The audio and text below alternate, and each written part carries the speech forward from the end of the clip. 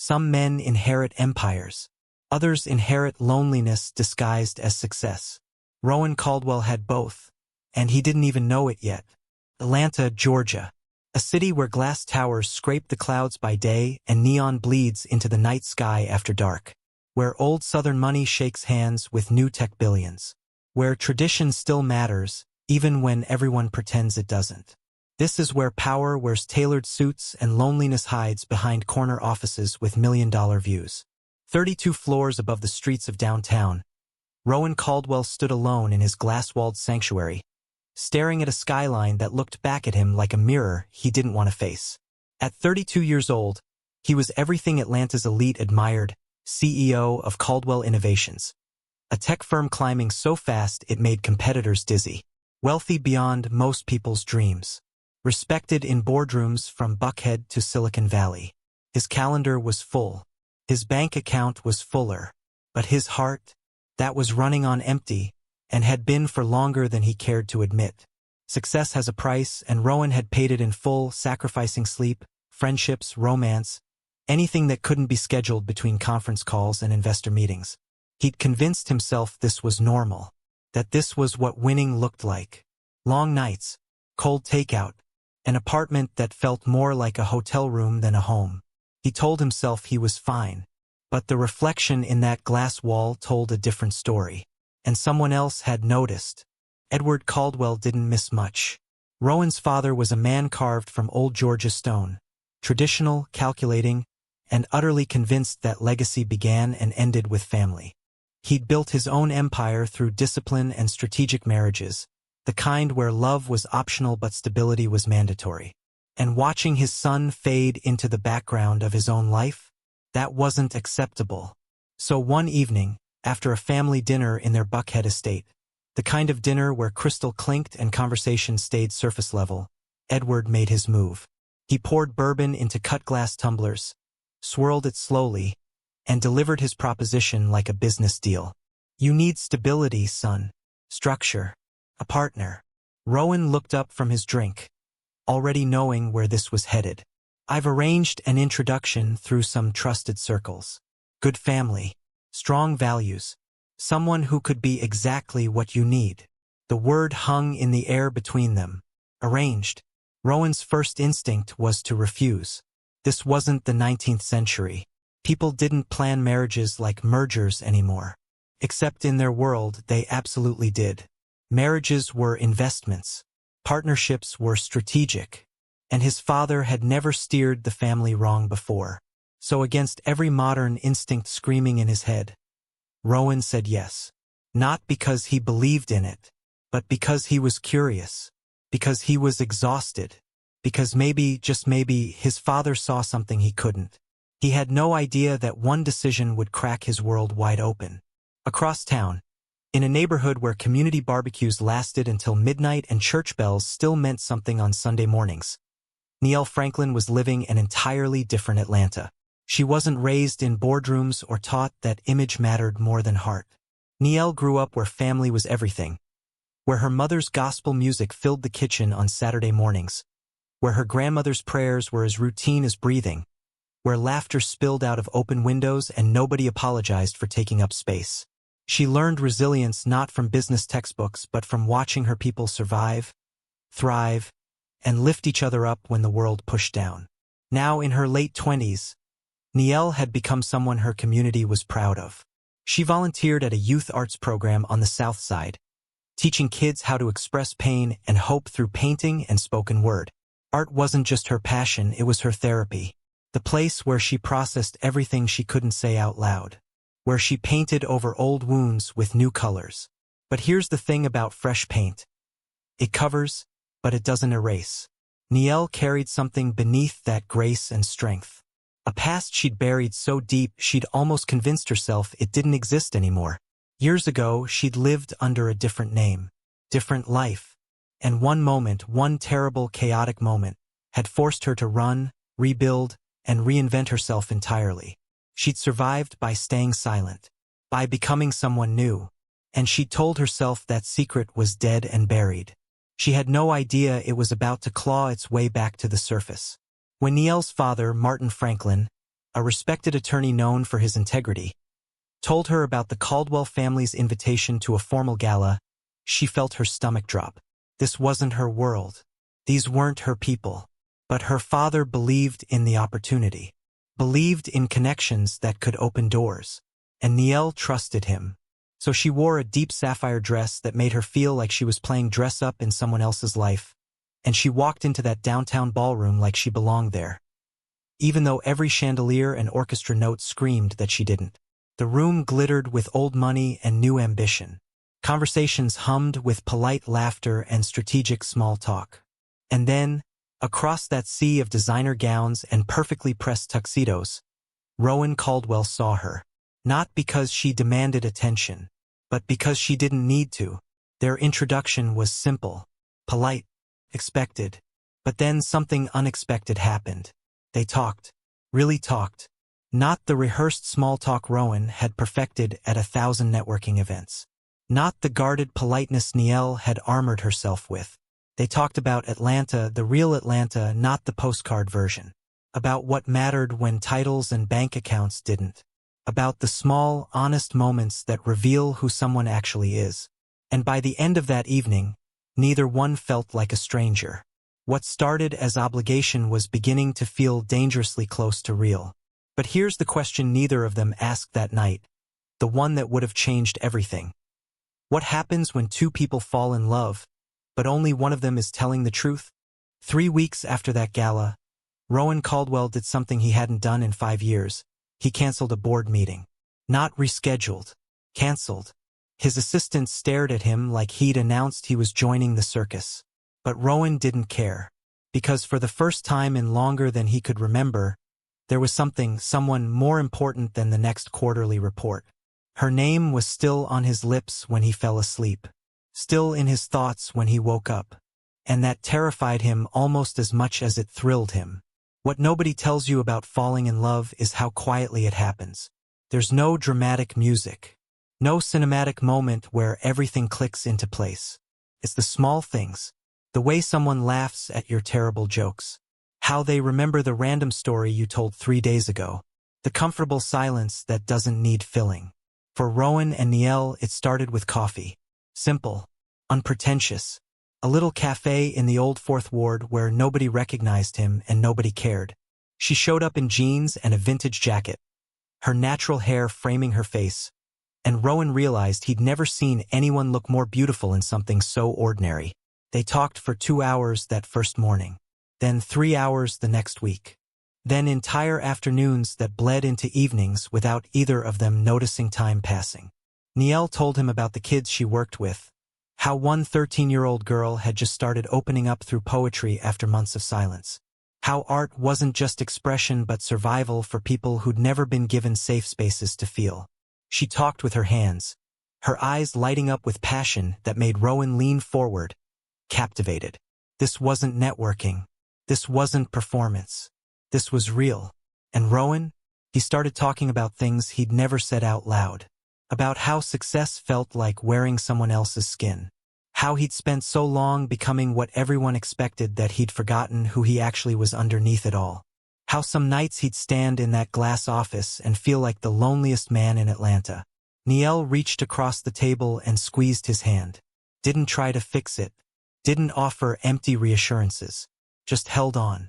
And in that moment, Rowan felt something shift inside his chest. Like a door he'd locked years ago was finally creaking open. But here's what you need to understand. While Rowan was opening up, Nyelle was carefully editing. Sharing truths, yes, but not the truth. Not the part that mattered most. And with every conversation, every moment of growing intimacy, that unspoken secret dug itself deeper between them like a splinter neither of them could see yet. They started exploring Atlanta together. Not the Atlanta of rooftop bars and exclusive clubs, but the hidden Atlanta, the version tourists never see. Nyelle took him to the southwest side where murals exploded across brick walls like prayers painted in color. She introduced him to her world, to Miss Carolyn who ran the community center and hugged everyone like they were her own children, to the teenagers who eyed Rowan skeptically until Nyelle vouched for him, to the art exhibitions in converted warehouses where local creators displayed work that would never see a fancy gallery but deserved to. Rowan watched Nyelle move through these spaces like light through water, natural, essential, necessary. She knew everyone's name, remembered their stories, cared about their struggles in ways that weren't performative or charitable but genuine. And something in Rowan cracked a little more each time. One evening at a gallery opening Nyelle had helped organize, Rowan stood back and just watched her. She was explaining a young artist's work to a small crowd, talking about trauma and healing, about finding voice when the world demands silence, about why representation in art wasn't political but necessary. Her passion wasn't loud or aggressive. It was steady, certain, true. And Rowan realized he wasn't just attracted to her. He was in awe of her. Later that night, walking through Piedmont Park under city lights that turned the world amber and gold, Rowan said what he'd been holding back for weeks. "I didn't think this was possible." Nyelle glanced at him, streetlight catching the curve of her smile. "What? This? Feeling like I'm exactly where I'm supposed to be." He stopped walking, turned to face her fully. "I spent so long thinking love was something you scheduled, something strategic. But this, it doesn't feel like a plan. It feels like waking up." Nyelle's smile faltered for just a fraction of a second, so brief that Rowan almost missed it. But she recovered quickly, stepping closer and resting her hand against his chest. "I feel it too," she whispered. And she did. God, she did. Which made what she wasn't saying feel like a knife she was slowly turning in her own gut. They kissed then, soft and slow and full of promise. And for those few perfect moments, nothing else existed. Not the past. Not the fear. Not the ticking clock that neither of them could hear yet. The relationship progressed the way real love does. Messy and beautiful and terrifying all at once. Rowan brought Nyelle to a Caldwell Innovations Company event, and she charmed every person in that room without even trying. She asked thoughtful questions, made genuine connections, treated the junior developers with the same respect as the senior executives.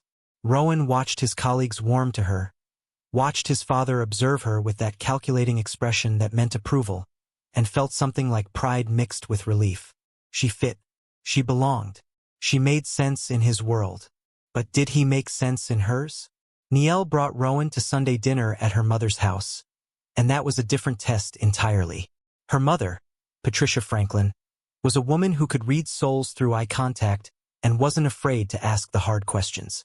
She served up collard greens and cornbread alongside pointed observations about commitment and intention. Her grandmother, Miss Evelyn, sat at the head of the table like a queen holding court, watching Rowan with eyes that had seen 83 years of men making promises. "So what you really want with my grandbaby?" Miss Evelyn asked, direct as a lightning strike. The table went quiet. Nyelle froze, fork halfway to her mouth. Rowan could have given a polished answer. Could have deployed the charm that worked in boardrooms. But something about Miss Evelyn's gaze demanded nothing less than raw truth. "I want to know her," he said simply. "Really know her. And I want her to know me. The real me. Not the version I show everyone else." He looked at Nyelle. "She makes me want to be honest. About everything." The irony of that statement would haunt them both later. Miss Evelyn studied him for a long moment, then nodded slowly. "Honesty. That's good. That's the foundation." She pointed her fork at him. "But honesty has to go both ways, you understand? Can't build nothing real on half-truths." "Yes, ma'am," Rowan said, meaning it. Across the table, Nyelle felt her stomach twist into knots. 2 months into their relationship, Rowan took Nyelle back to the same ballroom where they'd first met. But this time, it wasn't his father's event. It was theirs. The engagement announcement. Nyelle stood beside Rowan in a dress the color of champagne, his hand warm against the small of her back, and watched Atlanta's elite toast their future. Everything looked perfect. The flowers, the lighting, the carefully curated guest list. Even the speeches hit all the right notes. Talk of partnership, legacy, 2 families becoming one. Edward Caldwell raised his glass with a smile that almost looked genuine. "To my son and his remarkable bride-to-be, may you build something that lasts." The room erupted in applause. And in that moment, Nyelle felt like she was floating outside her own body, watching someone else live her life. Because this wasn't supposed to be an arrangement anymore. What she and Rowan had built was real. The laughter was real. The late-night conversations were real. The way he looked at her like she was the first sunrise he'd ever really seen. That was real. But so was the lie she'd been living. Later that night, alone in her apartment, Nyelle sat on the edge of her bed and stared at the engagement ring catching light from the street lamp outside. It was beautiful, tasteful, expensive, everything she'd never imagined having. She should tell him. She needed to tell him. Every day that passed made the truth harder to speak. But every time she opened her mouth to start that conversation, fear closed her throat like a fist. What if he left? What if the man who'd fallen in love with Nyelle Franklin couldn't love the person she used to be? What if honesty destroyed the first real thing she'd ever had? So she made a choice that felt like survival but was actually slow poison. She stayed silent. The weeks following the engagement announcement should have been blissful. Instead, small tensions began creeping into the spaces between them. It started innocently enough. Rowan mentioned doing a background check for insurance purposes, standard procedure for high-profile marriages. Nothing personal, just paperwork. Nyelle's reaction was immediate and visceral. She shut down, changed the subject, made excuses about privacy and bureaucracy. Rowan noticed but didn't push. Not yet. Then there was the incident with the photographer. A media company wanted to do a feature on Atlanta's rising power couples. Publicity would be good for both their images. But when the interviewer started asking about Nyelle's background, where she grew up, her family history, her previous relationships, she deflected so smoothly that only Rowan caught the panic flashing behind her eyes. "You okay?" he asked later in the car ride home. "Fine. Just tired of people treating my life like a story they're entitled to know." Fair enough. Rowan understood the exhaustion of public scrutiny. But something in her tone felt off. Defensive. Guarded in a way she'd never been with him before. The third crack appeared during a casual conversation with his father. Edward mentioned running Nyelle's name through his usual channels. Not suspiciously, just the due diligence he did with any major business or family connection. Standard for the Caldwell family. Nothing unusual. Except Edward came back with questions. "There's a gap," he told Rowan over drinks in his study. "About 4 years in her 20s where the record goes cold. Different city. Different name, possibly. I'm not saying there's anything wrong. People move. People change. But it's curious." Rowan felt something tighten in his chest. Maybe she values her privacy. Maybe. Edward swirled his bourbon thoughtfully. Or maybe there's something she doesn't want found. "Dad, I'm not accusing her of anything, son. I'm just saying pay attention. Because if there's something significant she's hiding, you deserve to know before you sign a marriage certificate." Rowan wanted to defend Nyelle. Wanted to tell his father he was being paranoid and overprotective. But he couldn't ignore the small voice in his own head asking the same question. "What aren't you telling me?" It was a Friday night when everything started falling apart. Rowan was working late, scrolling through news archives for research on a competitor, when he saw it. Not looking for it. Didn't even register what it was at first. Just a thumbnail image attached to a 7-year-old article about a death in Savannah, Georgia.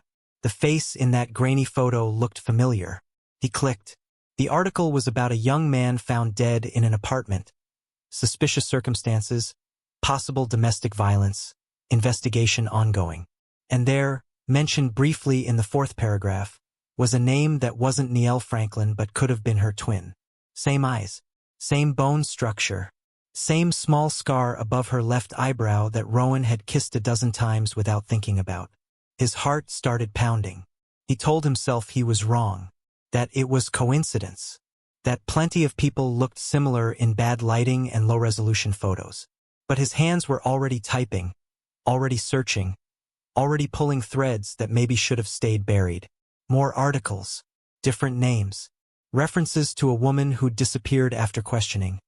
Never charged but never cleared either. The investigation went cold. The case remained unsolved.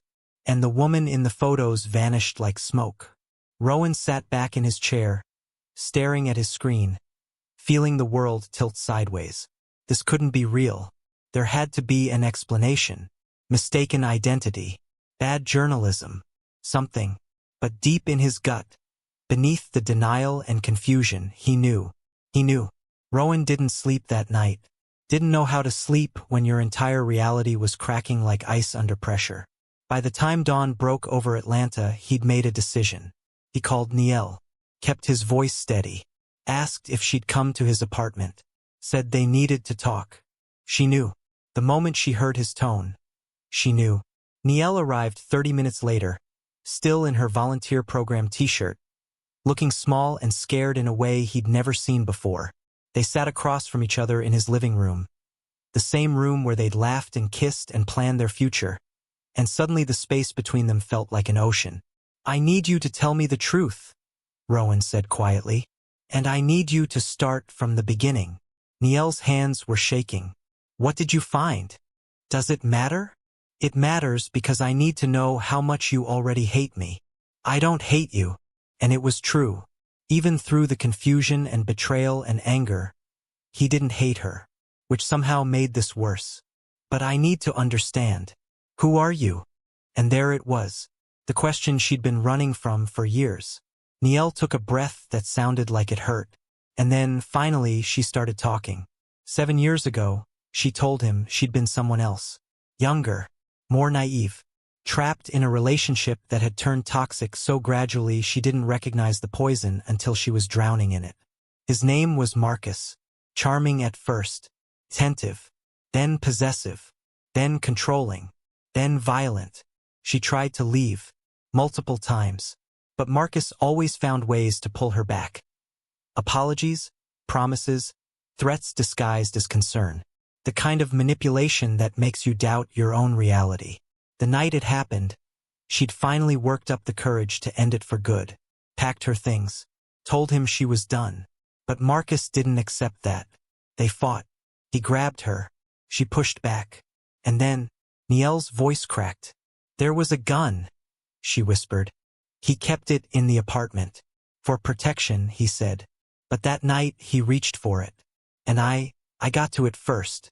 The room felt airless. "I didn't mean to pull the trigger. I swear to God, Rowan, I didn't mean to. But he was coming at me and I was so scared and it happened. One second he was there and the next he was on the floor and there was so much blood and I couldn't breathe." Tears streamed down her face now. Years of buried trauma flooding out. "I panicked. I ran. I thought if I stayed they'd never believe me. That they'd say I was lying about the abuse. That I'd go to prison for defending myself. So I disappeared. Changed my name. Started over. Became someone new." She looked at Rowan with eyes full of guilt and grief and desperate hope. "I built a whole life on running away from that night. And then I met you, and for the first time I felt like maybe I deserved something good. Maybe I could be the person I'd created instead of the person I used to be. But every day I didn't tell you felt like another lie. And I'm so sorry. I'm so fucking sorry." Silence crashed between them like a wave. Rowan sat there, processing, feeling like his brain was trying to hold too much water in a cup with a crack running through it. Part of him wanted to reach for her, to hold her, to tell her it was okay. But another part, the part that valued honesty above almost everything, felt like she'd stolen something from him. The truth, the choice, the chance to know who he was really falling in love with. "You should have told me," he said finally, voice hollow. "Before I fell in love with you. Before I asked you to marry me. Before I stood in front of my family and Atlanta's entire elite and promised myself, that I'd found something real." "It is real," Nyelle pleaded. "My feelings for you are real.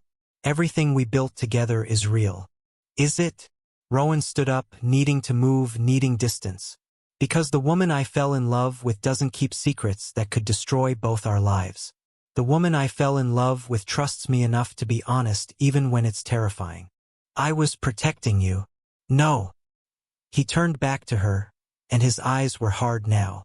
"Hurt. You were protecting yourself, which I understand. But don't pretend it was for me."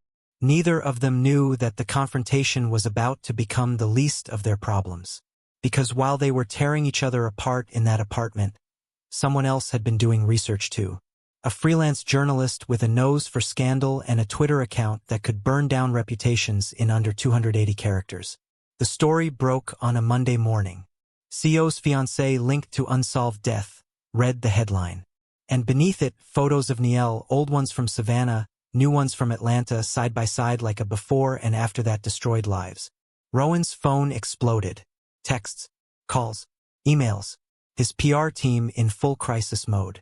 His father demanding answers. His board scheduling an emergency meeting. Investors rattled. Partners reconsidering deals. The company's stock dipping as news spread. And Nyelle? Her world imploded in real time.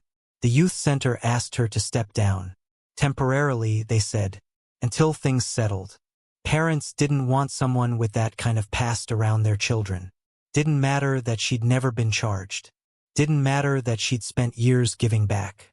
Perception was reality, and reality was brutal. Her phone lit up with messages, some supportive, most cruel. Strangers on social media dissecting her life. Armchair detectives playing prosecutor and judge. Her picture everywhere. Her old name everywhere. The life she'd built crumbling like a sandcastle at high tide. And somewhere in Savannah, someone saw those articles and remembered. Marcus's brother, Vincent, had spent 7 years wondering what happened. 7 years holding on to rage with nowhere to aim it. 7 years waiting for answers. Now he had a name, a face, a location. The first threat came via email. Anonymous. Vague enough to maybe be nothing. Specific enough to make Nyelle's blood run cold. You think you can run forever? You think Atlanta is far enough? I know what you did. And I'm coming to make sure everyone else knows too. She showed Rowan. Despite everything between them, the broken trust, the painful distance. She showed him because instinct told her this was bigger than their relationship drama. Rowan read it once, twice, then immediately called his head of security. This could be nothing, he said, trying to sound calm. Internet trolls. People love piling on when someone's already down. But his jaw was tight, his movements too controlled. And Nyelle knew he was scared. The second message came 2 days later. This one with a photo, Nyelle leaving her apartment building. Time-stamped from that morning. I see you. Now it wasn't theoretical. Now it was real. Rowan insisted she stay with him. Hired private security. Had his team trace the emails which led nowhere useful. Whoever was sending them knew how to hide their tracks. For 3 days they existed in a strange limbo. Technically still engaged but emotionally separated. Living in the same space but sleeping in different rooms. United by fear but divided by everything else. Nyelle felt like a ghost haunting her own life. The media circus continued outside. Inside, Rowan was polite but distant. Professional. Like she was a problem he needed to solve rather than a woman he'd loved. And maybe that's exactly what she'd become. It happened on a Thursday evening. Nyelle needed air. Needed to feel like a human being instead of a prisoner in Rowan's luxury apartment. So despite the warnings, despite the security detail, she slipped out. Just for a walk. Just to the corner store 3 blocks away. Just to remember what normal felt like. She made it 2 blocks before someone grabbed her arm. Vincent was bigger than his brother had been. Angrier. And when Nyelle turned and saw his face, so similar to Marcus's that it felt like seeing a ghost, she couldn't breathe. You killed him, Vincent snarled. And then you ran. Like a coward. People were staring. Someone across the street had their phone out. I didn't. It wasn't. Nyelle tried to pull away, but his grip was iron. You don't get to run this time. You don't get to build a nice new life while my brother is in the ground. That's when Rowan appeared. He'd noticed she was gone within minutes. Ran the 2 blocks without thinking. And when he saw Vincent's hand on Nyelle's arm, saw the fear in her eyes. Something primal and protective overrode every hurt feeling and broken trust. Let her go. Rowan's voice was steady but dangerous. Vincent turned, sizing him up. You the rich boyfriend? The one who doesn't know what kind of woman he's sleeping with. I know exactly who she is. And in that moment, despite everything, it was true. Rowan knew her fear, her strength, her guilt, her goodness. All of it. And I'm telling you one last time, let her go. The standoff lasted 5 seconds that felt like 5 hours. Then Vincent released her, but not before leaning close and whispering something only Nyelle could hear, something that made her face go pale. He walked away, disappeared into the Atlanta crowd, leaving chaos in his wake. Back in Rowan's apartment, Nyelle sat on the couch wrapped in a blanket despite the room being warm. Shock was settling in, that delayed response when your body finally feels safe enough to process danger. Rowan called the police, filed a report, provided security footage, did everything by the book while his mind raced ahead to worse scenarios. What if he hadn't gotten there in time? What if Vincent had been armed? What if this wasn't over? When the officials left and they were alone again, Rowan sat down beside her. Not touching, but close enough that she could feel his presence. "What did he say to you?" Rowan asked quietly. At the end, Nyelle's voice was barely a whisper.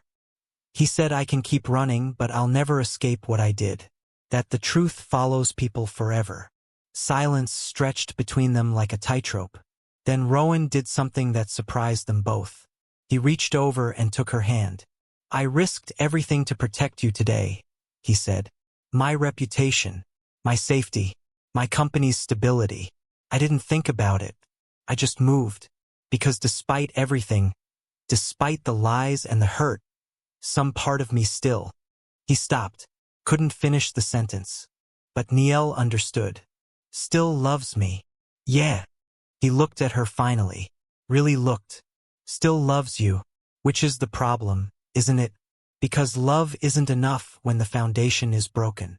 They sat together through the night, not talking much, just existing in that painful space between love and loss. By dawn, they both knew what came next. Some truths are too heavy to speak but too obvious to ignore. Rowan spoke first. "I can't marry you." Nyelle nodded, tears already falling. "I know. Not because I don't love you, but because every time I look at you now, I'll wonder what else you haven't told me. What other secrets are waiting to surface. And that's no way to live." "I understand." And she did. God, she did. Because she'd made her choices and choices had consequences. "For what it's worth, I really did fall in love with you. That was never part of any plan." "I know." Rowan's voice cracked. "That's what makes this so hard." The engagement ended not with anger or drama but with quiet devastation. They cried together, held each other one last time, acknowledged that sometimes love isn't enough when trust is broken beyond repair. As Nyelle packed her things and prepared to leave, not just the apartment but probably Atlanta entirely, one truth hung between them unspoken. They'd found something real in an arranged introduction. Built something genuine despite the artifice. Fallen in love against all odds. And destroyed it by doing the one thing love cannot survive. Choosing silence over truth. So here's what this story makes you wonder.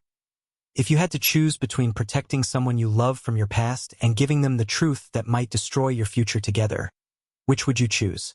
And when does protecting become deceiving?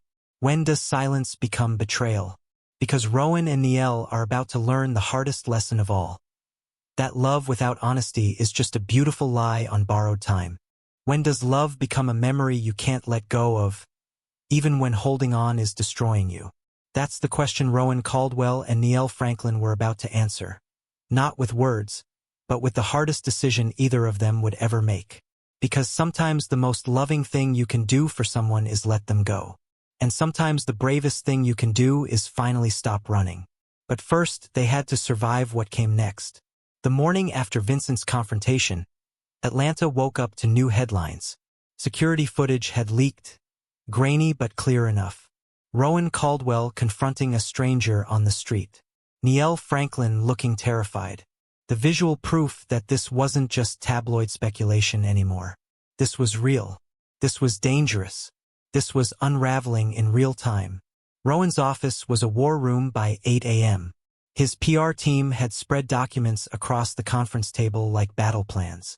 His legal counsel sat grim-faced, reviewing options. His father stood by the windows, silent and furious in that particular way that meant someone was going to pay a price. The board wants a statement, his communications director said.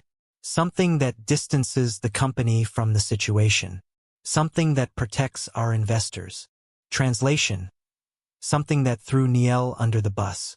Rowan looked at the proposed statement. Professional. Calculated. Completely devoid of humanity. Painted Nyelle as a liability he was handling. A mistake he was correcting. It would have saved his reputation and sacrificed hers. No, he said quietly. Everyone stopped.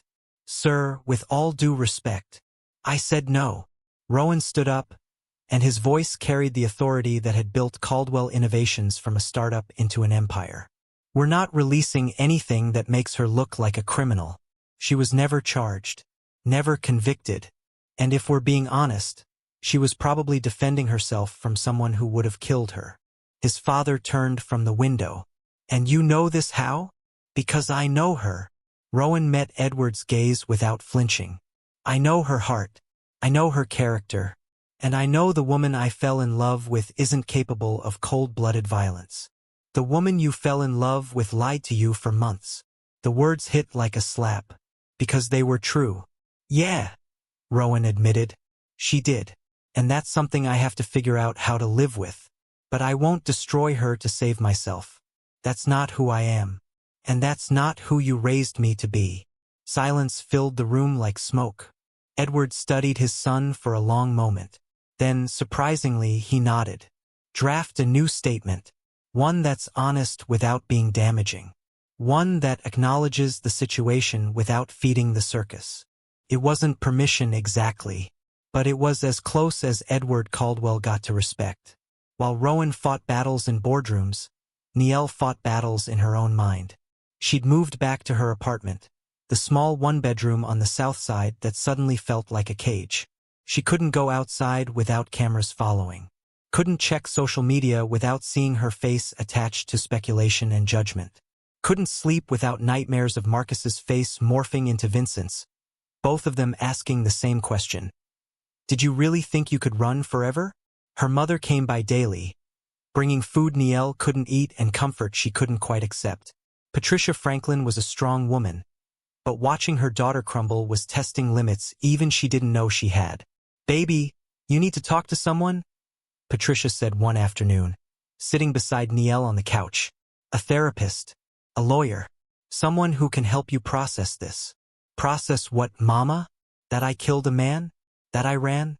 That I built an entire life on a lie and it's all falling apart exactly like I knew it would. You survived, Patricia corrected firmly.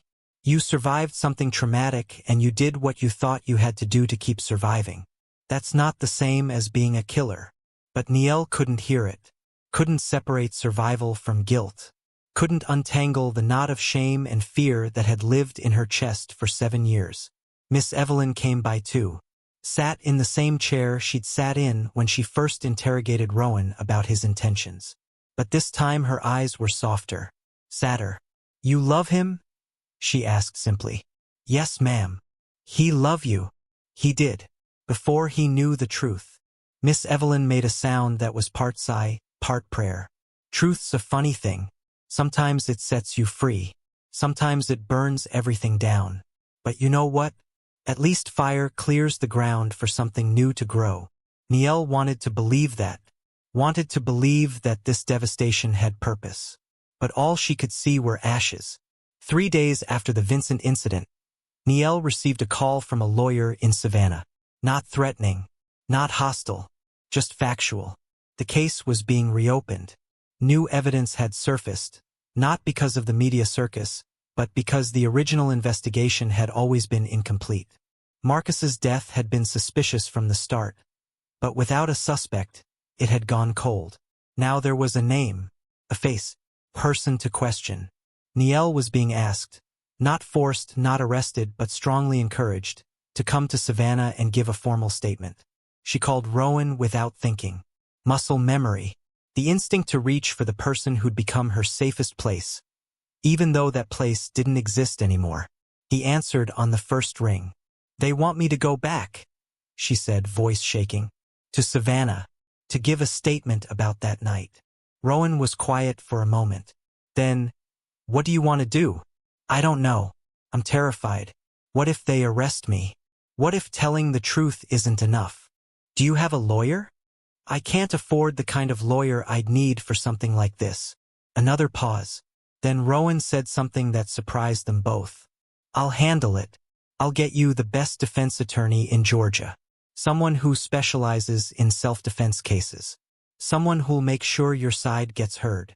Rowan, you don't have to. I know I don't have to, but I'm going to anyway. Because despite everything, I still care what happens to you. Nyelle started crying. Not the quiet tears she'd been living with for days, but the kind of crying that empties you out completely. Why are you being so kind to me? I lied to you. I hurt you. I don't deserve this. Maybe not. His voice was gentle but honest. But kindness isn't about deserving. It's about choosing who you want to be when everything falls apart. The attorney Rowan hired was a woman named Diane Crawford, 50-something, sharp as broken glass, with a reputation for turning impossible cases into acquittals. She met with Nyelle in a downtown office and listened without judgment as Nyelle walked through every detail of that night 7 years ago.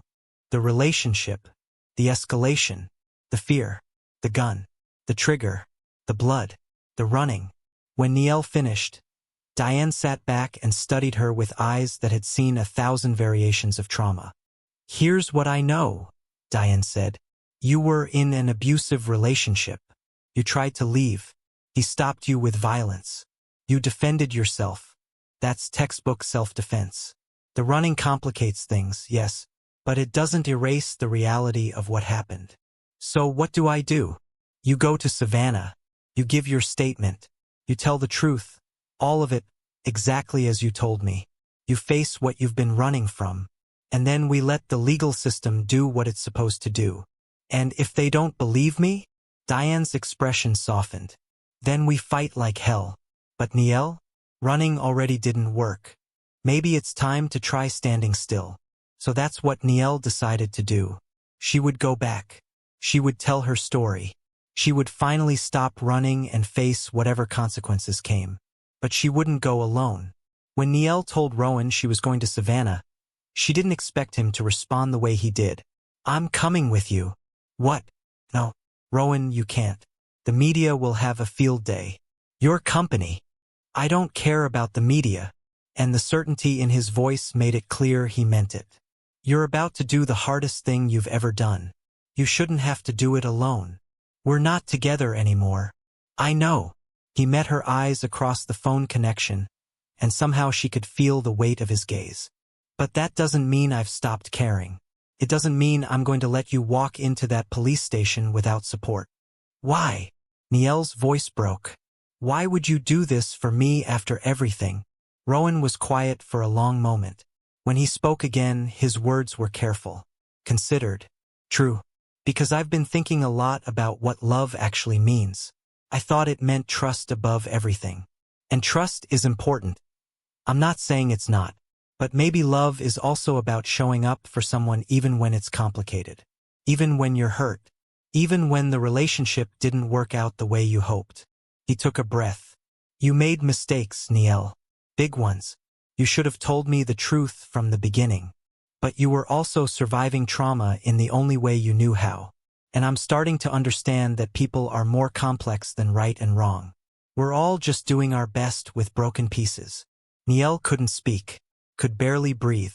So yeah, Rowan continued, I'm coming to Savannah, not as your fiancé, not even as your partner, but as someone who still cares what happens to you, as someone who wants to see you free, really free, from the fear you've been carrying. They drove to Savannah separately but met at the same hotel. The journey itself felt symbolic, Nyelle traveling back toward her past. Rowan traveling with her toward an uncertain future that didn't include them together, but maybe included something like peace. The night before her statement, they sat in the hotel restaurant and shared a quiet dinner that felt surreal. Not romantic, not tense, just sad. The kind of sadness that comes from recognizing beauty in something that's ending. I've been thinking about what Miss Evelyn said, Nyelle offered, pushing food around her plate. About honesty needing to go both ways. Yeah, she was right. I expected you to be honest with me about everything. Your feelings, your intentions, your family. But I wasn't willing to do the same. I was asking you to build something real while I was building on sand. Rowan nodded slowly. I've been thinking too, about how I responded when you finally told me. I was so focused on the betrayal that I didn't really listen to what you were saying, to how scared you were, how young you were when it happened. You had a right to be angry, maybe, but I also had a responsibility to have compassion. And I don't know if I gave you enough of that. They sat with that truth for a moment. Two people who'd loved each other fiercely now learning how to love each other differently. With distance. With honesty. With the acceptance that sometimes love means letting go. Tomorrow's going to be hard, Rowan said finally. I know. But you're going to get through it. And whatever happens, you're not alone in this. Nyelle looked at him across the table. This man who'd been prepared to build a life with her, and felt something shift. Not healing exactly, but the beginning of it. The first tiny crack letting light through. The Savannah Police Department was smaller than Nyelle remembered. More ordinary. Less like the monster that had haunted her nightmares for 7 years. Diane Crawford arrived first, briefcase in hand and armor firmly in place. Rowan came next, sitting in the waiting area where Nyelle could see him through the glass. He didn't need to say anything. His presence was enough. In the interview room, Nyelle sat across from two detectives who looked tired and overworked and remarkably human. They weren't the villains she'd built them into. They were just people doing their jobs. And for 3 hours, Nyelle told her story. She told them about Marcus, about the escalation from charm to control to violence, about the bruises she'd hidden and the excuses she'd made and the hope that kept her trapped longer than it should have. She told them about that final night, the decision to leave, the fight, the gun, the terrible moment when everything changed. She told them about running, about the shame that followed her, about rebuilding herself and trying to become someone worthy of a second chance. She cried. She trembled. But she didn't run. When she finished, one of the detectives, a woman in her 40s with kind eyes, slid a box of tissues across the table. Ms. Franklin, she said gently, we've been reviewing the original case files. Marcus Williams had a history we didn't fully uncover at the time. 3 previous relationships with similar patterns. 2 restraining orders. 1 report of assault that was dropped when the victim left the state. Nyelle looked up, shocked. We also found your 911 call from 6 months before his death. The one where you reported domestic violence but declined to press charges. I forgot about that, Nyelle whispered. He convinced me it was my fault, that I'd provoked him. The detective nodded like she'd heard the story 1,000 times. Because she probably had. Based on everything we've reviewed and everything you've told us today, we're recommending this case be officially closed with no charges filed. What happened that night appears to be a clear case of self-defense. The DA will make the final call, but I don't anticipate any issues. The room spun. What? Nyelle couldn't process it. I'm not. You're not arresting me? No, ma'am. You're free to go. You've always been free to go. Sometimes the thing we're running from isn't as big as we've made it in our minds. Nyelle walked out of that police station and straight into Rowan's arms. He caught her as her legs gave out, held her while she sobbed into his chest. Not from fear this time, but from relief so overwhelming it felt like drowning in reverse. It's over, she kept saying.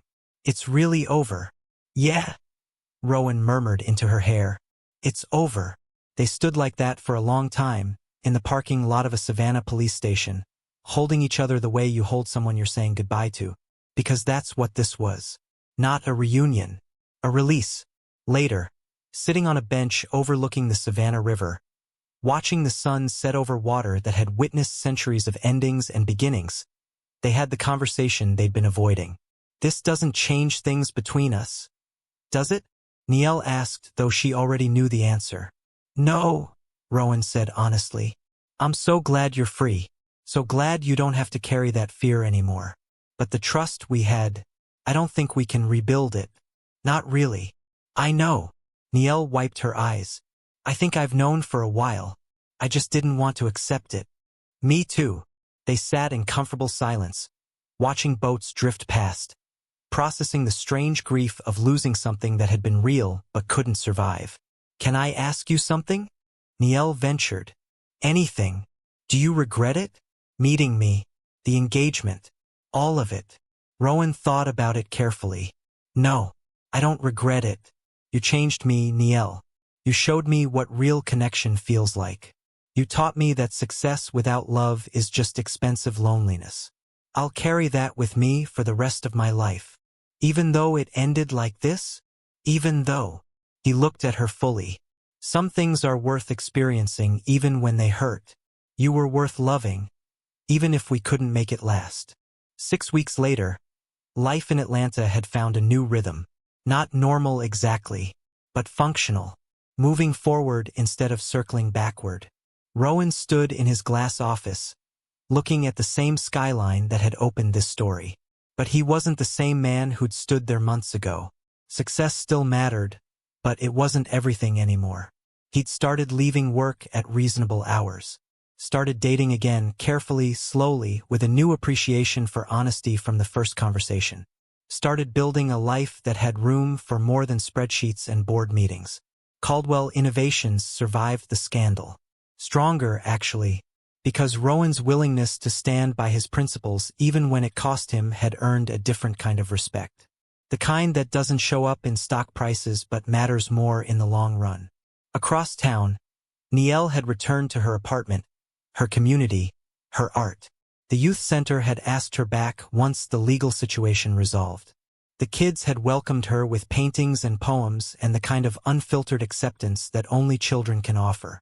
She was in therapy now, really dealing with the trauma she'd buried for years, really learning how to forgive herself for surviving in imperfect ways, really understanding that running had protected her temporarily but healing required standing still.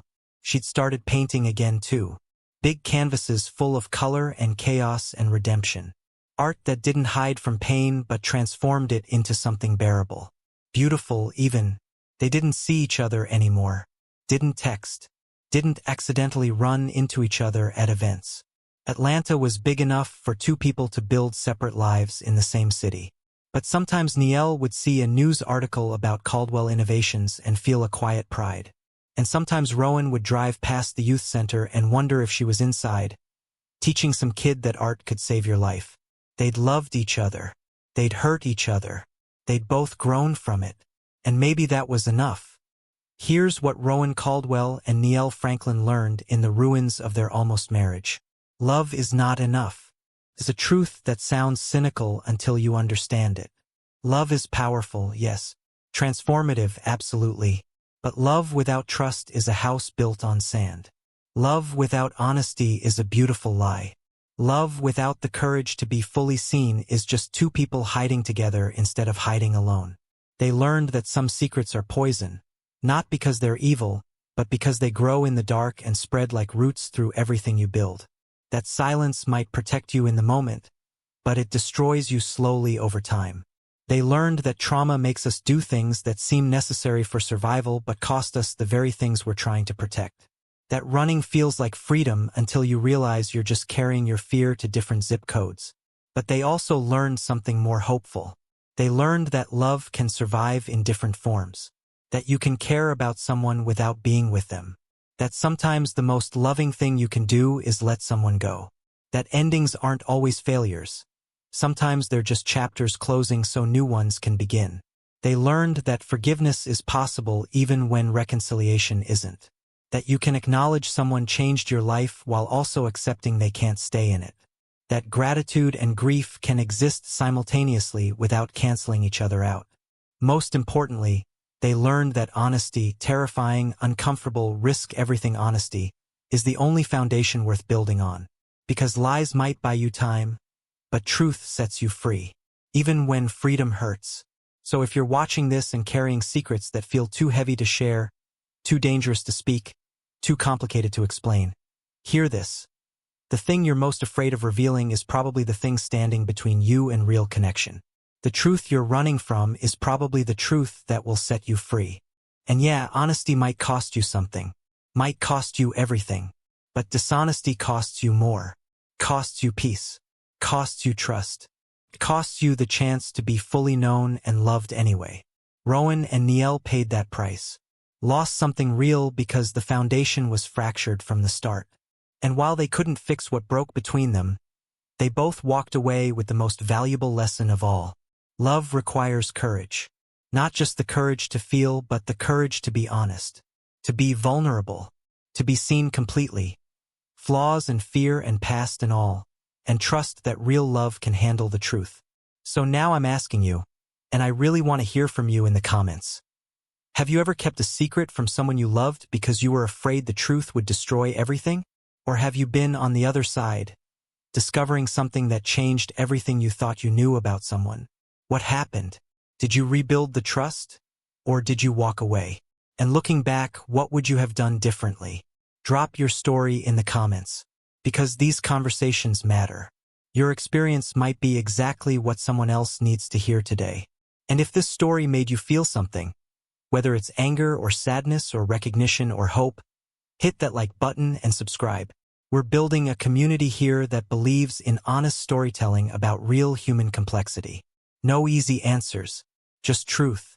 Share this video with someone who needs to hear that honesty, no matter how painful, is always worth it in the end. Because love without truth cannot survive. But truth can set you free, even when it breaks your heart.